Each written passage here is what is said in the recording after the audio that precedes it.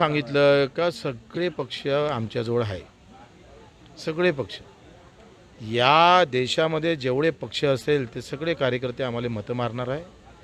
कारण आखरी ही जी आम्ही पाहतो तानाशाही कोणाला सहन होत नाही. ते मनातून कोणीच नाही. किती काही करा, पण लोकांचं ते म्हणतं ना चित खेटरात धड मंदिरात, तसं सध्या स्थिती आहे.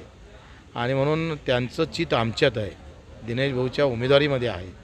त्याच्यानंतर कुठं काही जरी दिसलं आहे, प्रत्येक BJPचा कार्यकर्ता सामान्य कार्यकर्ता बोलतो बरं मी, काँग्रेसचा सामान्य कार्यकर्ता असेल, बाकी पक्षाचा कार्यकर्ता असेल, यांचं सगळ्यांच्या मनातला आवाज दिनेश बाबू खासदार झाले पाहिजे.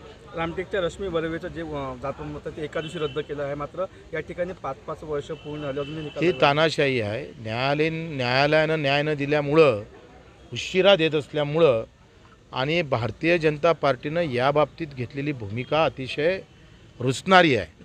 एका RSSच्या माणसानं सुद्धा हे म्हटलं का ही अतिशय घातक आहे. अशा पद्धतीनं उमेदवारी देणं हे चुकीचं आहे. हे मी नाही म्हणत, RSSचे सभासद म्हणतात. आणि त्याच्यामुळे लोक न्यायालयात आम्ही जिंकू.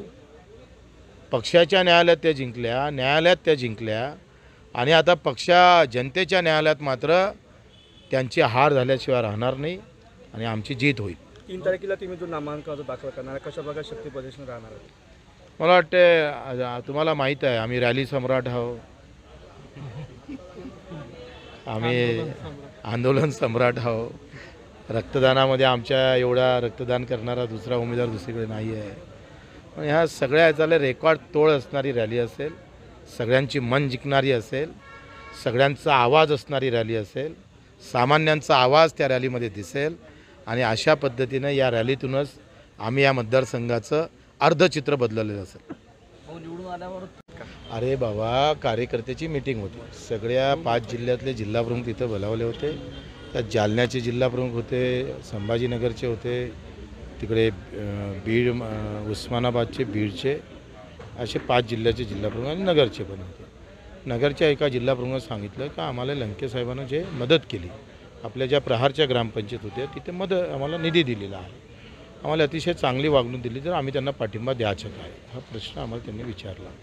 आणि म्हणून मी म्हटलं का लंकेबद्दल प्रहार संघटना तिथली सकारात्मक दिसते आणि जालन्याला मात्र नकारात्मक दिसते. का दानवेनं आम्हाला खूप त्रास दिला, आलेला निधीसुद्धा पळवून नेला, आमची इथं तो वापरू दिला नाही. त्याच्याहून ते बोललं होते. त्याच्यात ते पत्रकार तिथं उपस्थित होते ही चर्चा होत असताना, म्हणून तो प्रश्न उपस्थित झाला होता. तुमचा उमेदवार तिथे उपस्थित राहणार आहे? सध्या अमरावतीशिवाय आमचं काही दुसऱ्या डोक्यात नाही. 3ऱ्या टप्प्यात काय कसं करायचं ते ठरवू नंतर. इतर ठिकाणी कुठं तुम्ही समर्थन देणार? 3ऱ्या टप्प्यात आता सध्या काही नाही. आता जैसे ते अभी हम NDA में है, हाँ मैत्रीपूर्ण लढत है, आगे देखेंगे. संजय खोडके यांनी रवी राणांवर आक्षेप घेतलेला आहे. त्यांनी म्हटलं आहे की आमचा जो फोटो आहे तो तुम्ही नवनीत राणांनी विचारात न घेता लावलेला आहे, कसं पाहता? आता मला असं वाटतं हा संजय भाऊचा प्रश्न आहे आणि त्यांनी न विचारता लावला असेल तर जुनी सवय आहे राणाची. आम्ही विचारून घेतो. आमच्या पोस्टर लावून तर आपण आपल्या पोस्टर लावून. त्यांनी यांच्यावर जो आहे तो आचारसंहिता भंग करण्याचा गुन्हा सुद्धा दाखल करणार असल्याचं बोलला आहे. मला असं वाटतं का ही स्वाभिमानाची लढाई आहे आणि संजय भाऊ ती लढाई लढेल असं मला वाटतं. ते लढल्याशिवाय राहणार नाही.